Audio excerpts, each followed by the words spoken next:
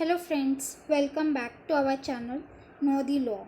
So today I am going to give the lecture on the very important topic, that is fundamental rights of the citizens given under the Indian Constitution. So if you are the citizen of India, then you should be at least aware about what all rights we are born with. So let's begin with our today's topic. So before starting with our today's topic, first of all, we shall know the history of our Indian Constitution in short. As we all know, the Indian Constitution is in written form, which is regarded as the lengthiest constitution in the world. We adopted the constitution on 26th November 1949, but it came into force on 26th January 1950, which is also celebrated as the Republic Day in India every year. Originally, the Indian Constitution had 22 parts, which consisted of 395 articles. But as the time went on and the scope of various articles were widened, new international treaties were signed, new types of crimes came into force. So, to tackle all this, some more articles were added by various amendments to the Constitution. So, today we have total 448 articles divided into 25 parts and consisting of 12 schedules. Now, coming towards the today's topic, that is fundamental rights of the citizens given under the Indian Constitution. Basically, the fundamental rights means those rights of the individual which cannot be taken away nor be violated by the executives, legislatives, and also the judiciary. So the rights under Article 12 to 35 and to 26 of the Indian Constitution speaks about the fundamental rights of the Indian citizen. But among its Article 14, 19, 20, 21, 32, and 226 are regarded as of great importance. So, let us study some of these fundamental rights starting from Article 14 to 18, which speaks about right to equality. Article 19 to 22 speaks about right to freedom. Article 23 and 24 speaks about right against the exploitation, whereas Article 25 to 28 speaks about right to freedom of religion. Article 29 and 30 gives the right of cultural and educational rights. And lastly, Article 32 and 226 speaks about right to constitutional remedies. Now, let us study these articles in short or in precise manner one by one. Among them, first is right to equality from Article 14 to 18. But before, we need to understand what is meant by article. In simple language, as we use sections in various laws in India, for example, in IPC, we use section 302 for murder, 3 section 367 for kidnapping, and so on. In the like manner, we use the word article in the Indian Constitution. Now coming towards the Article 14, which speaks about equality before law, which says that all individuals are equal before the law. That means whether the person is rich or poor or handicapped, everyone will be treated equally. There shall be no any kind of discrimination, and also be given the equal protection of the law, which means that every person or the individual will be given equal protection under the law, and while doing this, he will not be discriminated on the basis of sex, race, religion, caste, etc. Now, next is Article 15, which says that discrimination at the private as well as public places in India against any citizen which is based on the religion, race, caste, sex, or place of birth is prohibited. But today, here and there, we listen about the reservation policy. But this reservation is provided by the Indian Constitution itself under Article 15.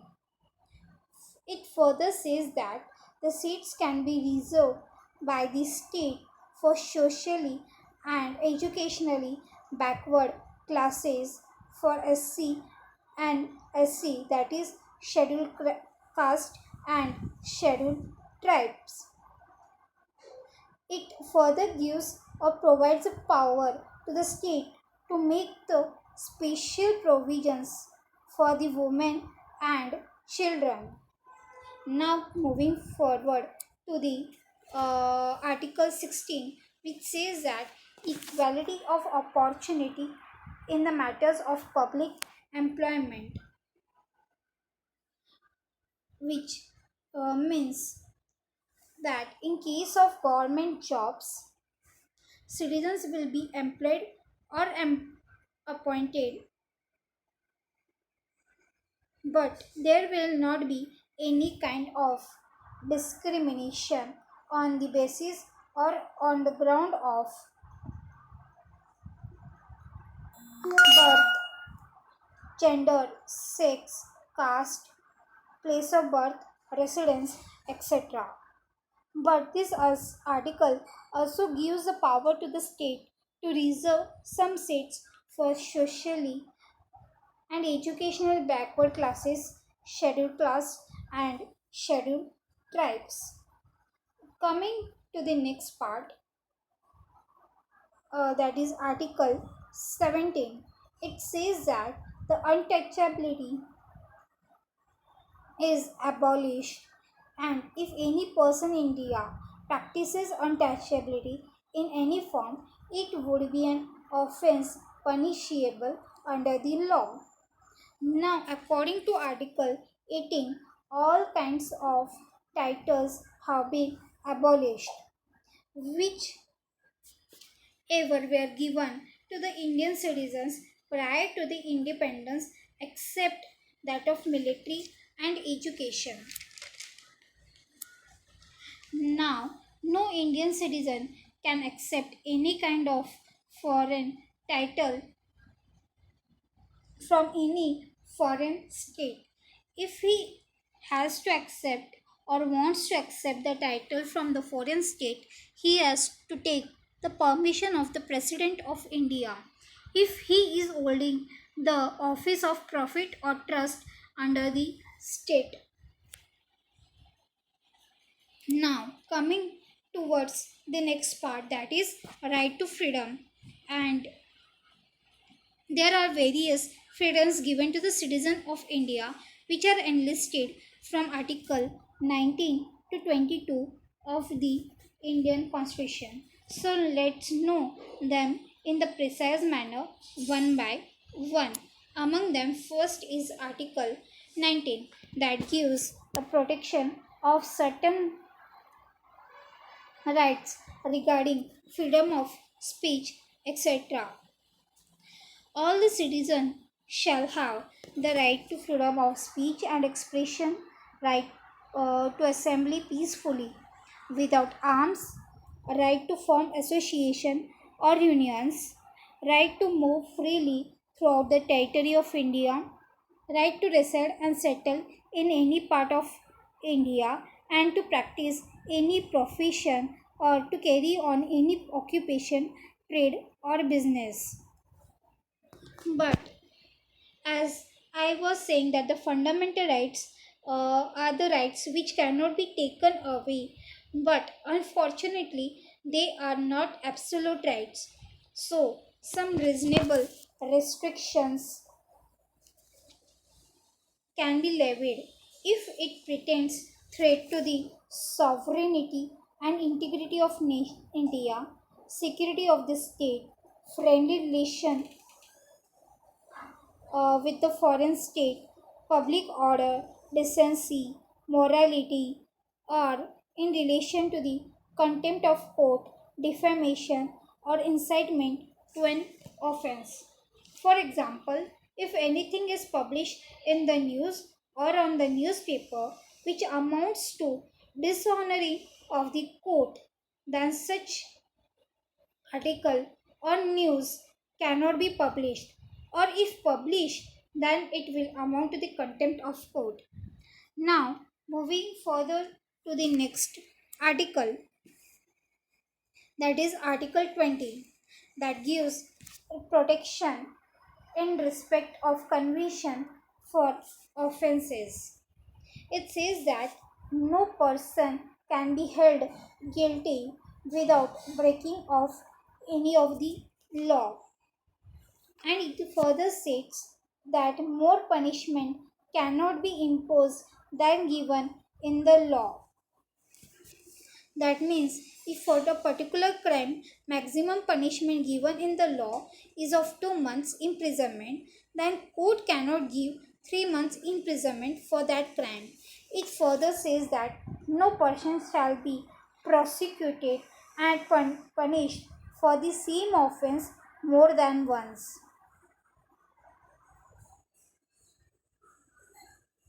And also says that the accused cannot be compelled to give witness against himself.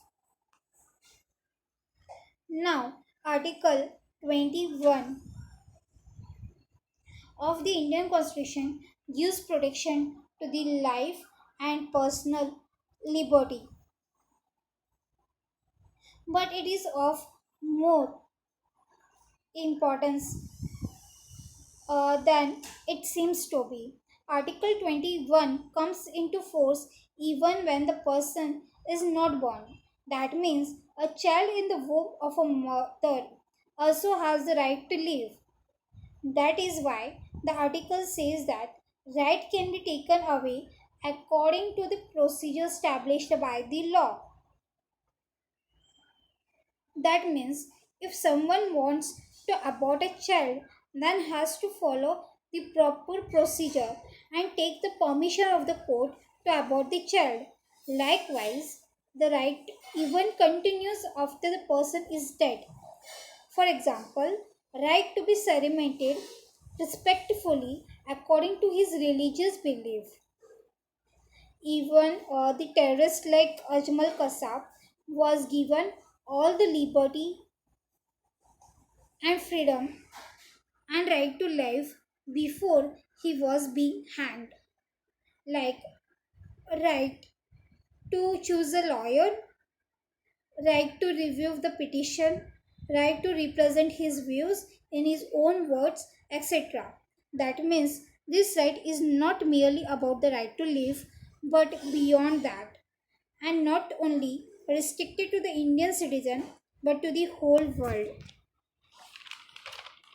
But now, by the 86th Amendment to the Indian Constitution, Article 21A was inserted in the Indian Constitution, which gave right to every children in India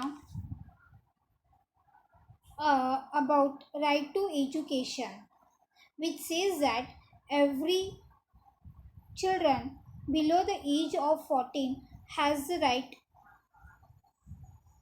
for free and compulsory education in India. Next is Article 22, that gives protection against arrest and detention in certain cases. It is very important to every Indian citizens to be aware about, that if any person is arrested, he cannot be detained in custody without being informed of the grounds of such arrest, and he cannot be detained in if he is detained, then he shall not be denied the right to consult to defend by the lawyer of his own choice. And the person who is arrested or detained should be produced before the nearest magistrate within the 24 hours of such arrest or the detention. And also, no law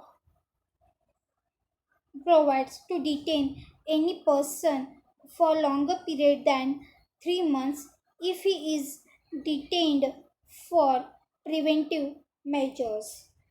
Now, coming to the next part of the rights, that is right against the exploitation, which are mentioned under Article 23 and 24 of the Indian Constitution. So, Article 23 says that trafficking, begging, or any other similar forms of forced labors are prohibited. If any person is found practicing the human trafficking, then he should be liable for an offense punishable by the law. Similarly, Article 24 prohibits the employment of children in factories. It says that no children below the age of 14 years shall be employed in any factory or mine or in any other industry which is various hazardous in nature. For example, the household chores, bidi and cigarette making industry, fire workers industries, etc. are prohibited. So let's move further towards the next set of rights, which is about freedom of religion, which are enlisted uh, from Article 25 to 28 of the Constitution. So let's begin with it. Article 25 gives to all citizens equal freedom of conscience and gives the right to profess, practice, and propagate the religion of his own choice. But as of Article 19, this article also has the reasonable restrictions on the enjoyment of the right, which is subject to the public morality, order, and health, and any other provisions of the law. For example, black magic, sati, child marriage, honor killing, etc. are prohibited because as they are against the law and order, morality, and health of the people. Next is Article 26 that gives freedom to manage the religious affairs. It gives the right to every citizen to establish and maintain institution for religious and charitable purpose, to manage its own affairs in the matter of religion, to own and acquire movable and immovable property, and to administer such property in accordance with the law. Whereas Article 27 gives freedom as to the payment of taxes for the promotion of any particular religion. That means can be compelled no person can be compelled to pay taxes which are specifically for the promotion and maintenance of any particular religion or religious denomination. Now coming to the next article, that is Article 28, which gives the freedom as to the attendance at religious instruction or religious worship in certain educational institutions. Uh, in certain educational institution, that means if any educational institution is managed wholly by the state funds, then such institution shall not provide the religious instructions, but the religious instruction can be provided only if the educational institution is established under any endowment or by the trust.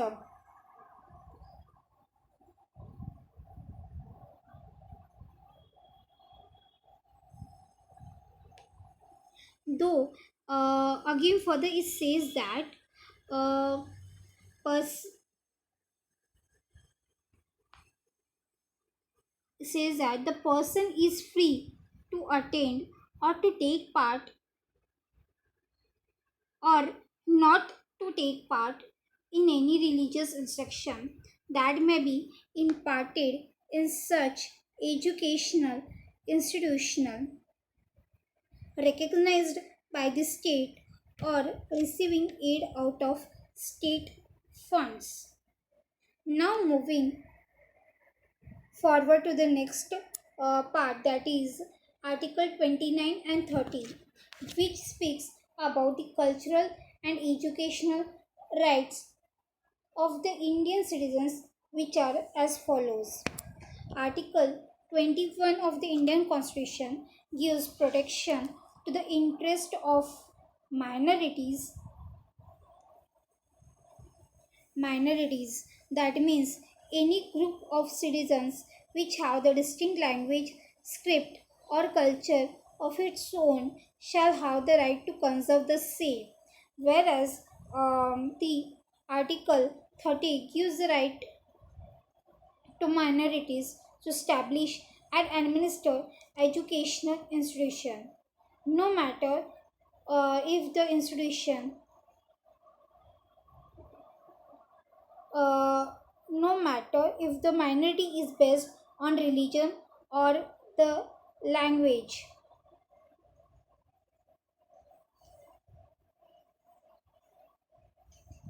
And also directs the state that any kind of discrimination among them while granting aid to such educational institution cannot be done.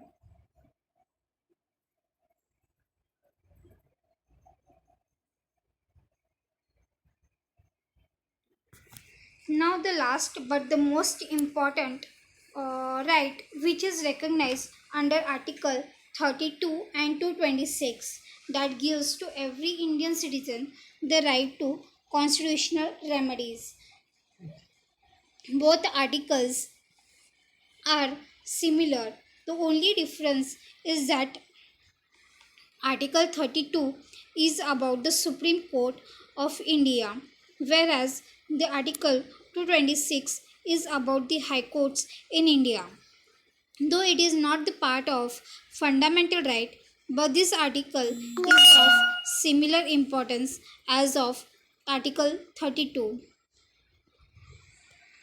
Once in an interview, Dr. Babasaheb Ambedkar was asked which is the most important article in the whole Indian Constitution. Dr. Babasaheb Ambedkar replied, it's Article 32. So the interviewer asked the reason behind it. Dr. Babasaheb Ambedkar simply answered that I agree that you all have these basic rights that are known as the fundamental rights in the Indian Constitution. But what if they are breached or violated? To whom you will say, or if no one will listen to you and keep on breaching these rights, through whom you will ask to enforce those rights?